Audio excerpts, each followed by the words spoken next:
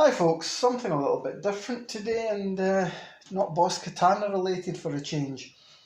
A bit back in time and long before I was using a katana, this is what I had. It's a Bugera 333XL infinium. 120 watt 3-channel valve amp, and I run it into a Laney, show that down there, it's a Laney 4x12 IRT cabinet. It's the bottom cabinet. I always preferred bottom cabinets to top. I used to run Laney amplifiers before I got the Bugera.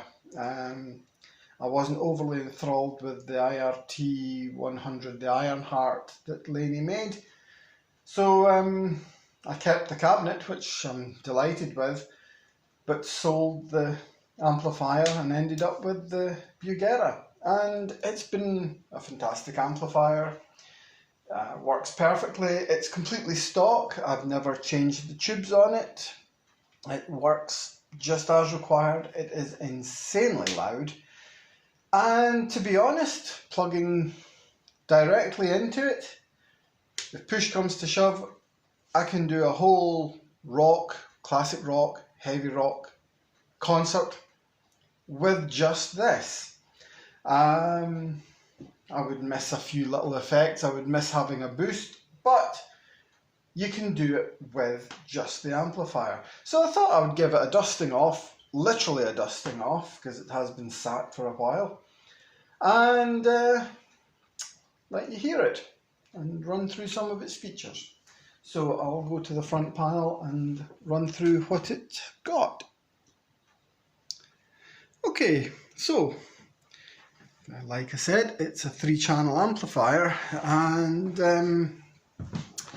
over here we have the clean channel, and it's quite simple: a volume, treble, mid and bass.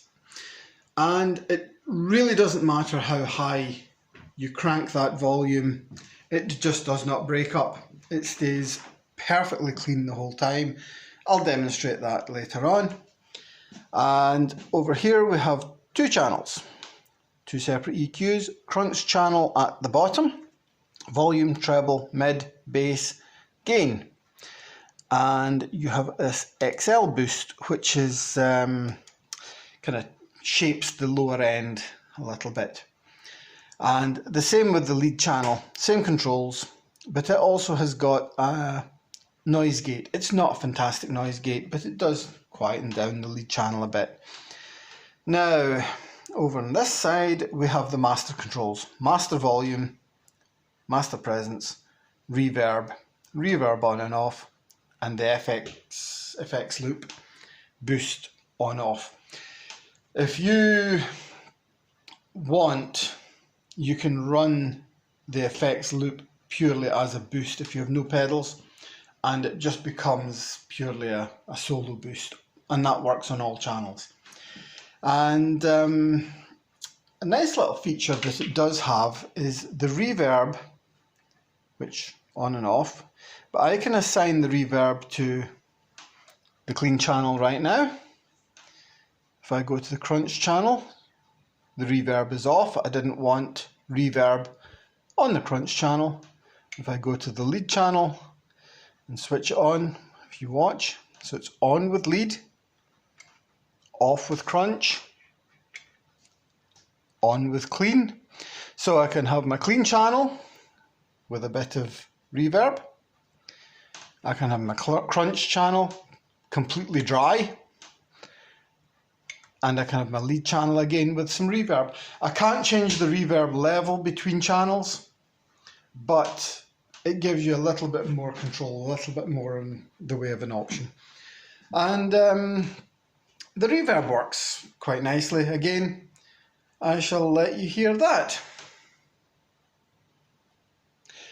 Okay, so for some sound samples, they won't be wonderful. Again, I'm just using my phone, but it'll give you an idea of the amplifier in the room. It's not going to be gig volume. It gets better and better the louder it gets, but it's Sunday in rural France, and if I decided to crank it up, I would think I'd be deported pretty quick. So we shall start it up. And we're on the clean channel. I've kept the EQ, the treble is just a fraction past noon, mid at noon, bass at noon. Reverb, I'll put the reverb just at noon. In fact, I'll take it off just now and let you hear. Oh, guitar of choice today is my Ibanez RG1070 PPZ, which is the made in Indonesia premium stainless steel frets, glowy side dots, and DiMarzio Tone Zone, True Velvet and Air Norton pickups. It's a really nice guitar. Okay, so a clean channel in position for that kind of stratty sound. Completely dry, as you hear, all controls at noon.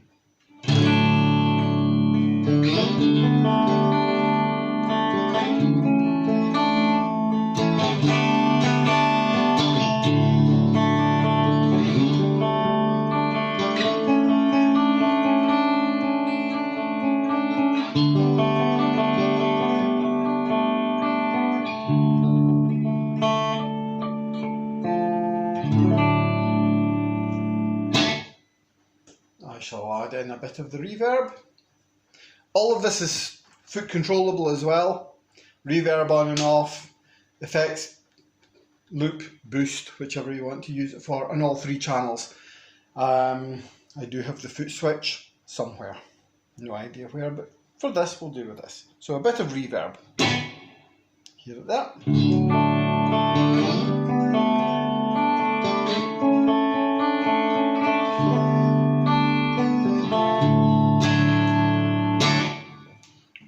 Go on to the neck pickup, so you've got full humbucker on the neck.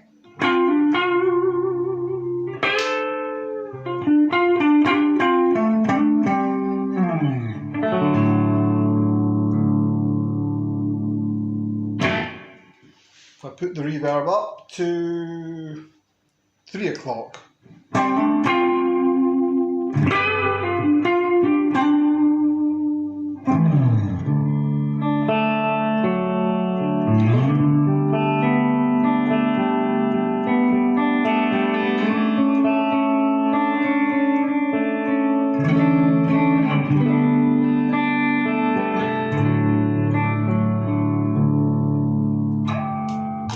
Onto the bridge pickup.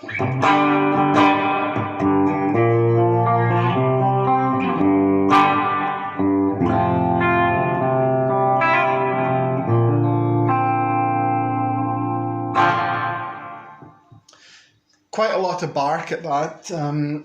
It's an excellent channel if you run a lot of pedals. It's for what's classed as a high gain amplifier. I've always found it quite a usable clean tone. What it does have also is a low gain. So if I plug into the low gain, again you will hear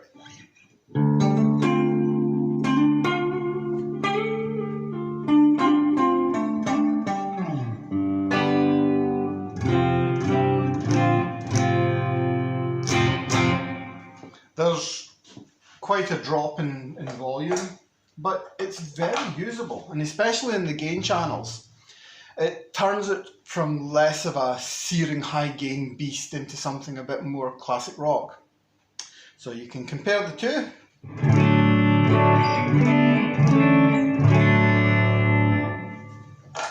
Into the low gain.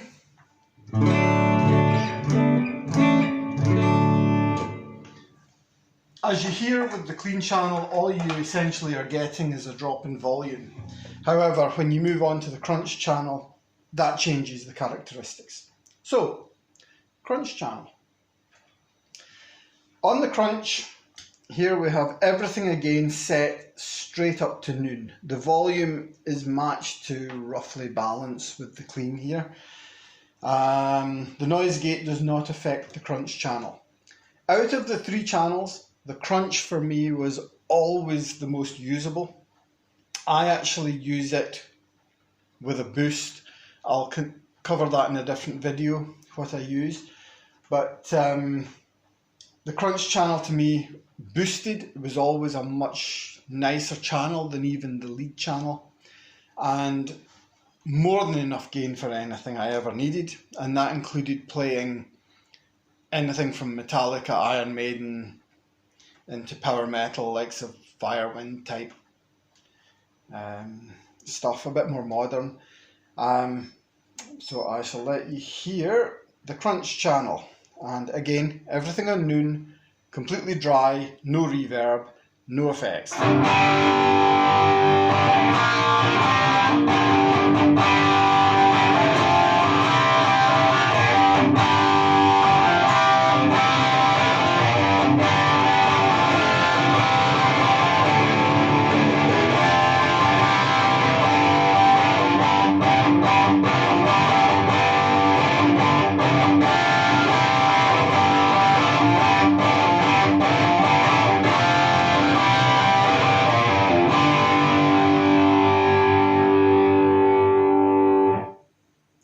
I'll play a G because I'm in a guitar tuned to D. So I'll play the G and then I'll engage the XL button, and you should hear, might be quite subtle on the camera phone, but you'll hear a slight thickening of the sound. And I tended to run this with the XL buttons in all the time and work the EQ accordingly. It just always seemed to feel a little bit more alive, if that makes any sense.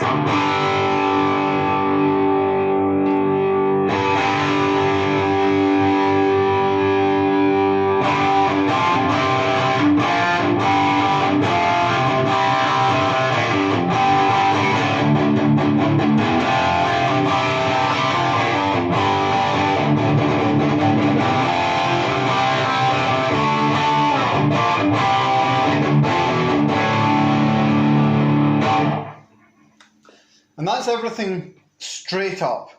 So if I wanted to increase some low end, move that over to about 2 o'clock, take off a little hair of mid. I don't like cutting the mids completely. Add a little bit more hair into that.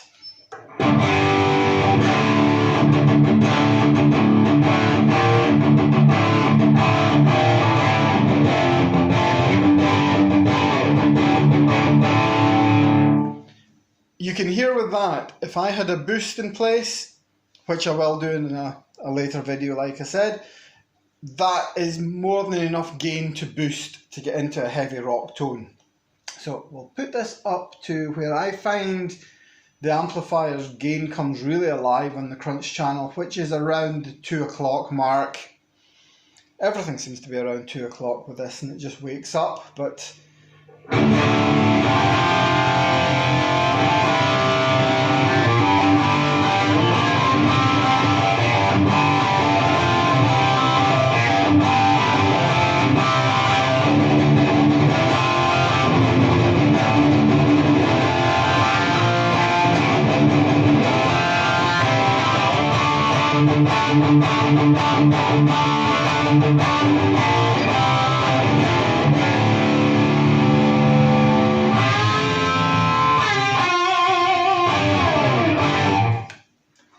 again, we can add a touch of reverb. I don't tend to run reverb on the crunch channel, but if you want to have reverb,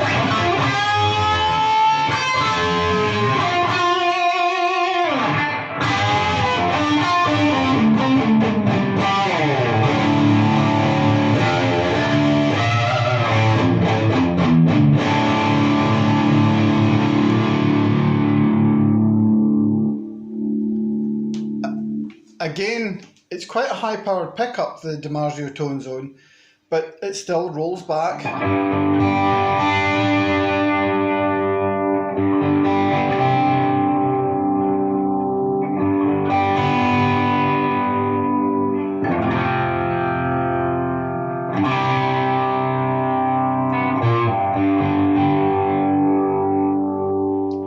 And if I just take the gain back to the halfway point,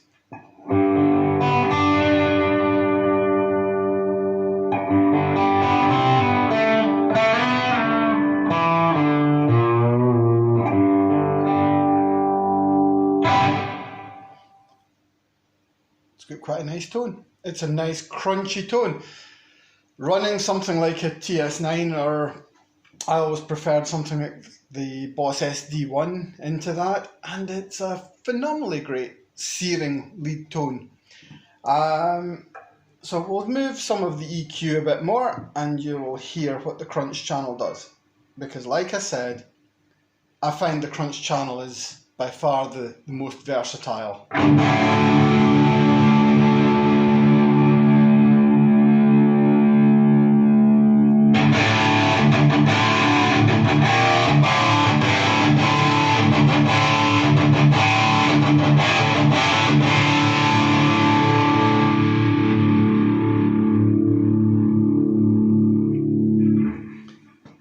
We're going to try full scooped. Mid is off.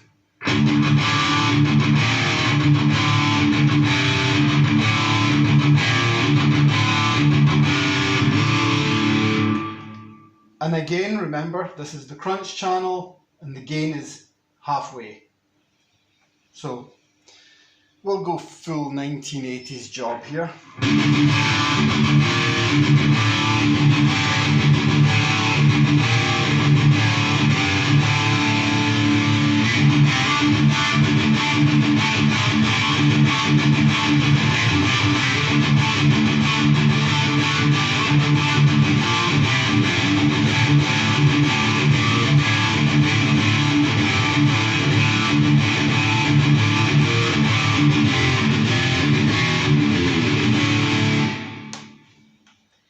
Yeah, it does that scooped metallic death stuff quite well. But it's still better backing off the gain and putting a boost into that to tighten and shape it. Okay, the lead channel. In a way, I would always prefer an amplifier to have two channels identical. But what I'll do is I'll set this so they're both identical as best I can. Okay. I'll put the XL button off, I'll put the reverb off, and if I go to the lead channel, reverb off. Okay, so both channels are now set exactly the same. Same gain, bass, mid, treble, everything the same. And you'll hear there is a marked difference in the two channels.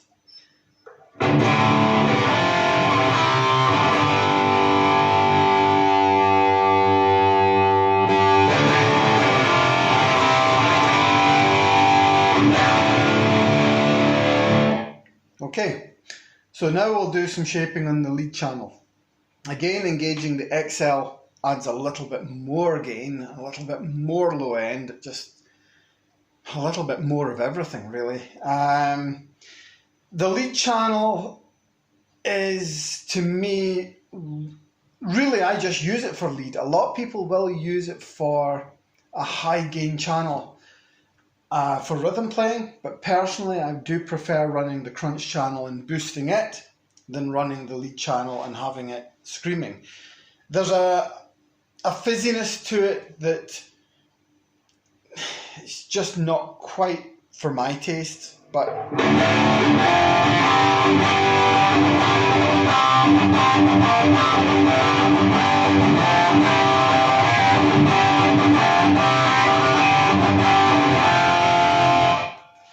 halfway. I'll put the gain to 9 o'clock.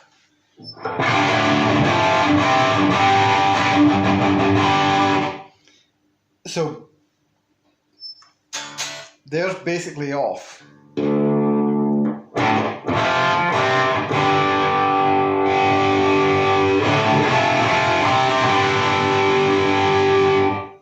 There's a ridiculous amount of gain in that channel.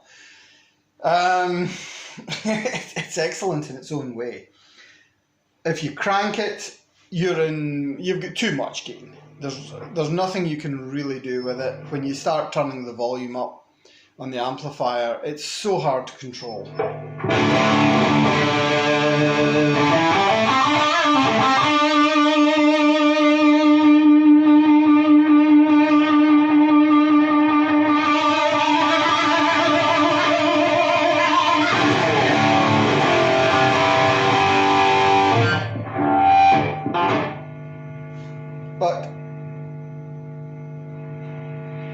As you hear, the noise gate only really slightly darkens the tone. It's not working like a gate to cut the signal.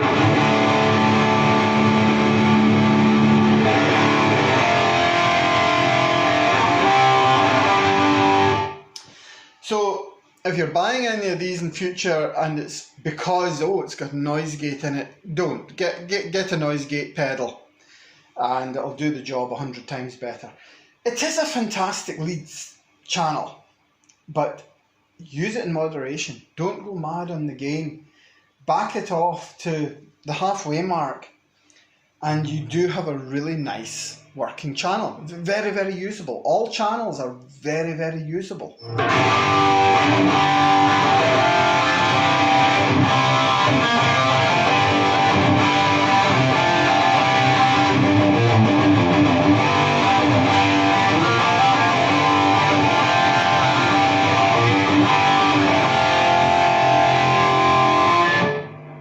Add the reverb. Go to the neck pickup.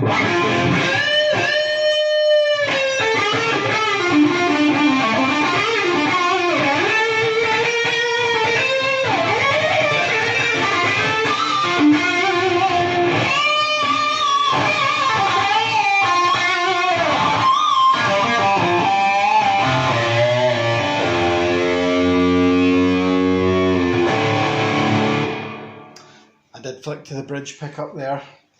So, yeah, excellent channel as well. Crunch to me wins.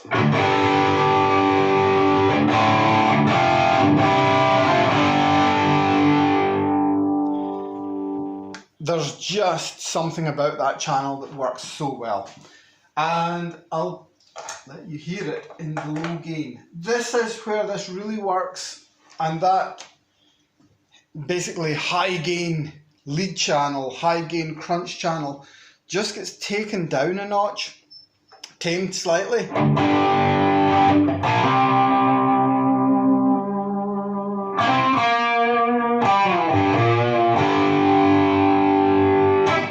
So we'll brighten that up a touch. We'll go to position 4 on the guitar and I'll just swing this round. Position 4 being 1, 2, 3, 4. The two pickups, that sort of stratty, out of phase, quacky sound. But again, gain is currently halfway.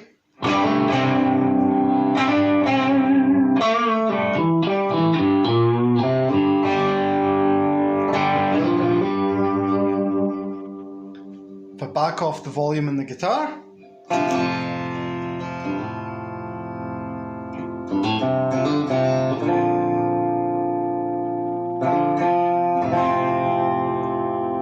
add a touch of reverb.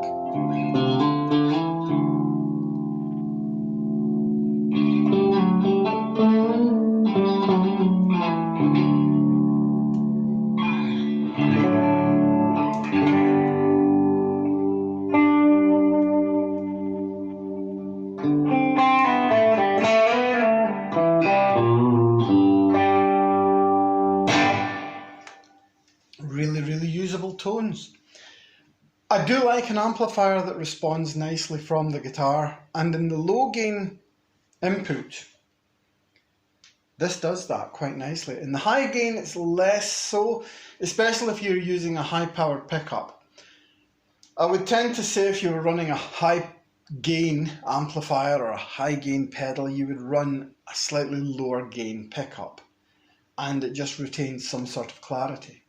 So by doing this, by using the low gain, does tame that just a bit, even in the crunch setting.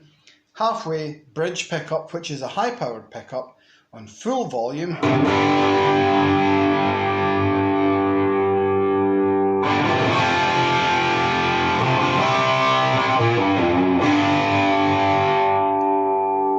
I can roll that off.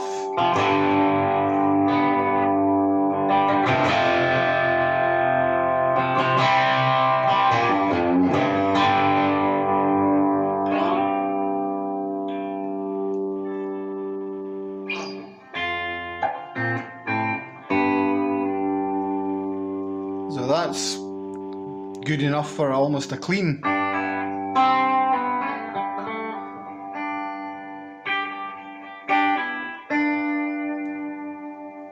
Just increase the guitar volume.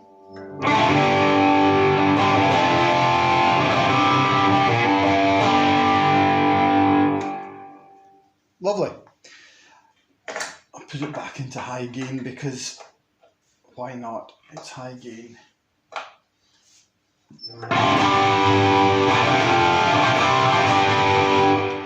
As you hear when you change over, you've got that little bit more aggression, a little bit more fizz, a little bit more hair in that tone.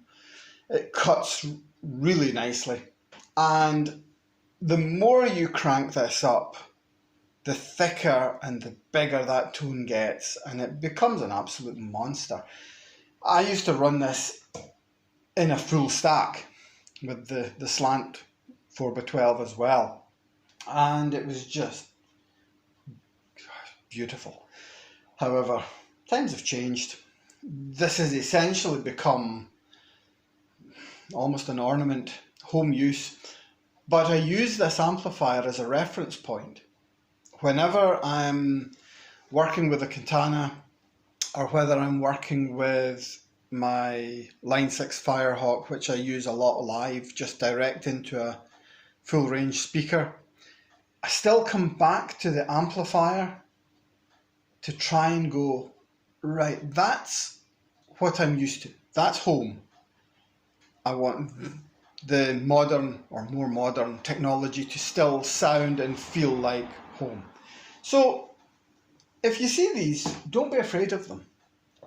They are a really nice amplifier, and I see an awful lot of great amplifiers you can get for 300 euros, 400 euros, sub 500 euro amplifiers, and I know they're a little bit controversial in the made in China, and is it a rip-off of a PVGS-JSX or a Triple X or whatever model that it was, similar to the Joe Satriani version. Yes, but if you're on a budget, I think they were going for still under about 400 euros, and it's a great amplifier, and I would have another one in a flash.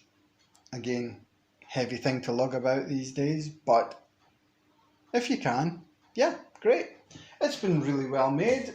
The Tolex does mark a bit. The leather handle's a nice touch. It's stood up really well. The stock valves, people have changed them. A lot of people say there's a big improvement if you change to this valve, that valve. I'm quite happy with it. I'll change it when they need changed. Until then, I'll keep running it as it is. As you see, I've not really messed around with the Presence. The Presence does what Presence does. Brightens it up, adds that hair if you need it. I've got it set just after halfway, and it seems to pretty much stay there. But in the time I've had it, there's not a pop or a crackle or a noise. I'm on this channel. Nothing. The knobs have worked great. I've even kept the chrome grille. A lot of people take it off. It's cosmetic, doesn't matter. Okay, so I'll take the back off, swing it round and let you have a quick look in the inside and call it a day, because it's probably going to be the world's longest video. Okay, now this is, it is the world's longest video. I've just checked, I'm at 29 minutes. Okay, from here, as you see, we have got the effects loop. Level for the send, level for the return. Fantastic little effects loop. I've never had a problem with it, and I would like to cover that in another video where I use it with a very, well, not that old, but still about 12-year-old now, 10-year-old Digitech RP1000, which I use primarily just as a pedal board. The foot switch, which is like a DIN cable, multi-pin. Occasionally you see this is when it's checking the valves, allegedly. I don't know. I've not had one come on permanently. I've not had one cause a problem yet. They're all working as they should. 16 ohm, 8 ohm, 4 ohm switch, nice and simple. So you're not guessing inputs. You've set it to your cabinet, plug it in. It's a 16 ohm cabinet. I flick the switch to 16 ohm. You have your line out. It's not an emulated line out, it's just a straight line out. So no, do not plug it straight into a desk, it'll just sound like fizz. But if you've got an IR, something like that, works great. Or you run it into another amplifier if you need more. This is running, it's again, as you see, the stock Bugera EL34 tubes. I've not changed them. If I do want, I can just plug 6L6s straight in. The reason I quite like this is fundamentally, I spent an awful lot of time in the past running transistor amplifiers. So having to sit and rebias, no, not for me. I can plug anything in this 6L6s. I can plug in 1 or 2 6L6s. I can plug in whatever I find lying about, essentially, if I needed to. And it'll work. And that's all I needed. I just needed an amplifier to work. It has to be reliable, which it has been incredibly reliable, and do the job. So that is my not so short video. I'm really sorry I've went on a bit. But if you've any questions about these Bugera 333XL infinium amplifiers, ask me. I've used one for quite a while now, and it's not caused any issues at all. Hope you liked the video. Give it a wee thumbs up.